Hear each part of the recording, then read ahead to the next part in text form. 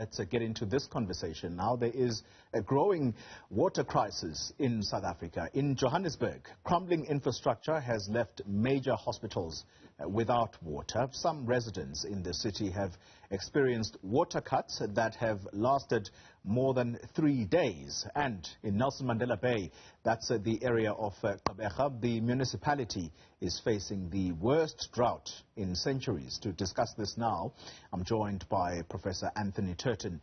He is from the University of the Free State. Prof, you and I would have been talking via the virtual platform, but I'm told you do not have power at the moment. That's exactly who the Johannesburg Water is blaming for the water cuts that many residents in Johannesburg have experienced. Do you believe them? Well, yes. Good morning to you and the listeners. These things are absolutely interlinked. There's no question of doubt about it.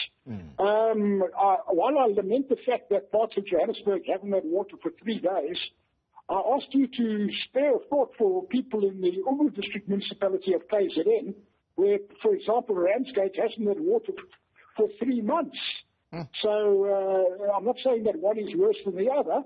I'm just saying that all of this is related to the fact that we've got complex infrastructure, and part of that complex infrastructure requires energy to pump water, and the other part of it requires machinery and reservoirs and bits of capital equipment, all of which have to be planned for, procured, designed, purchased, maintained, operated, and that's where the problem lies. Yeah, you've documented water problems in the country, Doctor, for a very long time.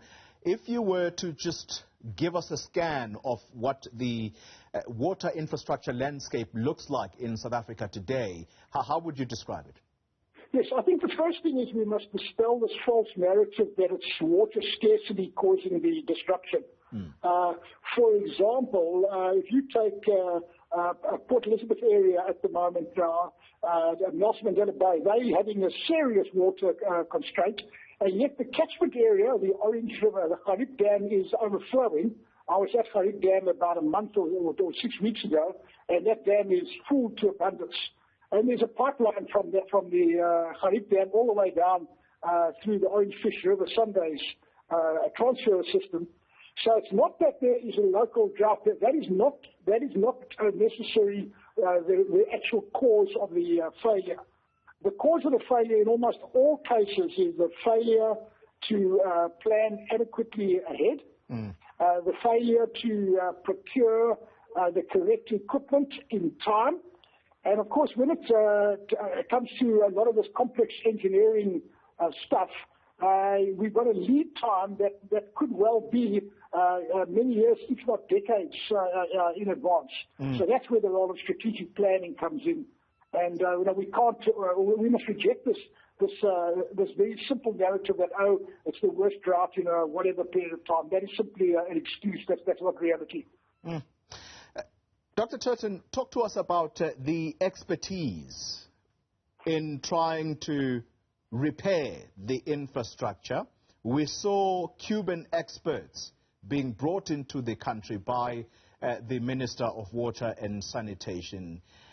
And I remember the outrage that caused to say the country, it's not that it does not have the skills to do this, but people are simply not being, called upon or given the work to try and fix the infrastructure problems in the country.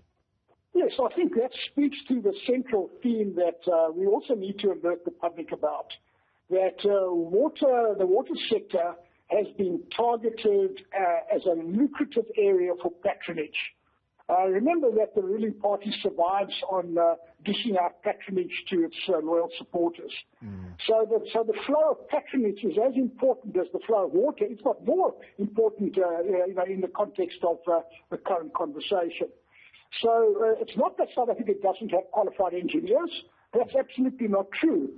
We have world-leading engineers that are now being starved of work because of the patronage decisions that are being made, and highly qualified people are simply not getting the contracts that they require to keep their engineering consulting firms viable and ongoing, so they're migrating elsewhere.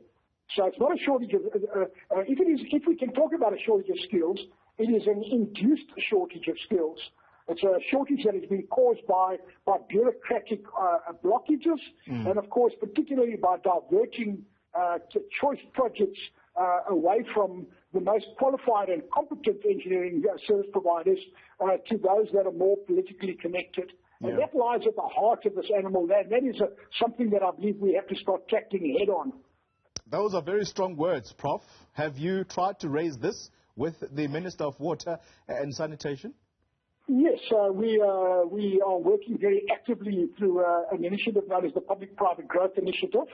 And we've created a thing called the South African Business Water Chamber. And the purpose of the water chamber is to try and salvage, let's say, the 20% of the technical capacity that we still have left in the country, to try and organize that in such a way that it can stand up and be counted and actually bring about these kind of changes that are needed in order to make it viable. We wouldn't need to import Cuban engineers if we simply allocated that same contractual work to qualified South Africans. It's as simple as that.